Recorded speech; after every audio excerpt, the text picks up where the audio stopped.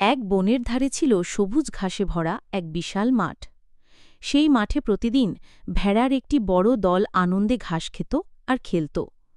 তাদের রাখালও সবসময় তাদের দেখাশোনা করত। একদিন এক চতুর শিয়াল দূর থেকে সব ভেড়াকে দেখে ভাবল, আহা, এত ভেড়া! যদি আমি কোনোভাবে ওদের একটাকে ধরে ফেলতে পারতাম, আমার ভোজ বেশ হতো। কিন্তু ভেড়াগুলো সব একসাথে থাকে। একজন রাখাল আর বড় একটা কুকুর সবসময় পাহারা দেয়। তাই শিয়াল চুপি চুপি এক কোণে বসে পরিকল্পনা করতে লাগল। শিয়াল অনেক কৌশল ভাবল। কখনো বলল, আমি রাখাল সেজে ঢুকব। আবার ভাবল, না, কুকুরটাকে ভয় দেখাব।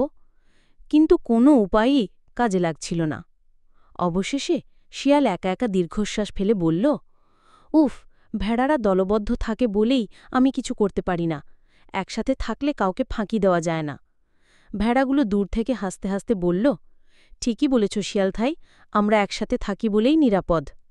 নৈতিক শিক্ষা: দলবদ্ধ থাকলে বিপদ কাটানো সহজ হয়।